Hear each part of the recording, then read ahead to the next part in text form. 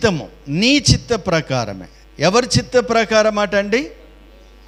దేవుని చిత్త ప్రకారం, తన తండ్రి చిత్త ప్రకారం. మనం ఎప్పుడైనా కూడా మనం చేస్తున్నప్పుడు అది దైవక్రియ కానీ, లేకుంటే సొంత క్రియ కానీ, పొలమే కానీ, వాహనమే కానీ, డబ్బే కానీ, అప్పు తెచ్చుకోవడం కానీ, అప్పియడమే కానీ, దేవుని చిత్తాన్ని మనం అడుగుతామండి.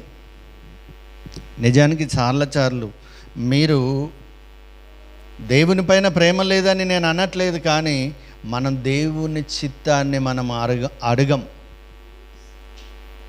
ఆమేన్, హల్లెలూయా. ఒకవేళ మీరు అడిగితే మాత్రం మీరే ధన్యులండి.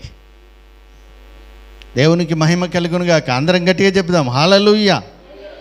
మరి ఈ 5వ మాటగా నా దేవా నా దేవా నన్ను నా చేయి ఎందుకు విడనాడితివని చెప్పిన తర్వాత ఆయన దప్పిగొనినట్టుగా మనం ఈ లేఖన భాగంలో చూస్తూ ఉన్నాం. అప్పటిదాకా ఏలీ వస్తాడు, కాపాడుతాడు అని చూసిన ఆ సైనికులు ఏం చేస్తున్నారంటే దప్పిగొనుచున్నాను అనగానే అక్కడ ఒక స్పంజి ఉందటండి. స్పంజి తెలుసు కదా,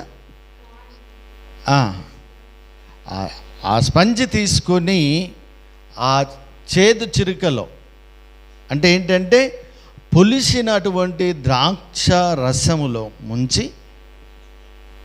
ఇసోపు పుడక, అంటే ఇసోపు అనే ఒక కొమ్మకు తగిలించి, అది లేఖనానుసారమైనటువంటిదే కానీ ఆయనకు త్రాగనిచ్చారట. దేవునికి మహిమ కలుగునుగాక.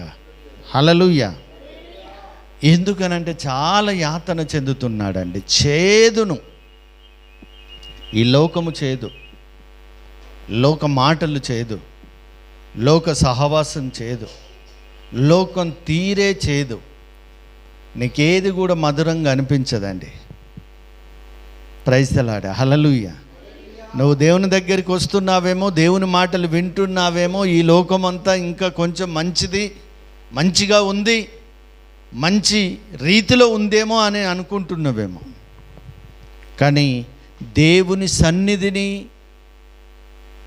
మరిచి, దేవుని మాటలను మరిచి వెళితే ఏ చోట కూడా మంచి లేదండి. అంత అతిక్రమమే, అక్రమమే, అంతా కూడా నిన్ను నాశనం చేయడానికి పొంచి ఉన్నది. హల్లెలూయా. అయితే ఎప్పుడైతే ఈ మాటలు పలికి ఉన్నాడో, ఇంచుమించు 12 గంటలు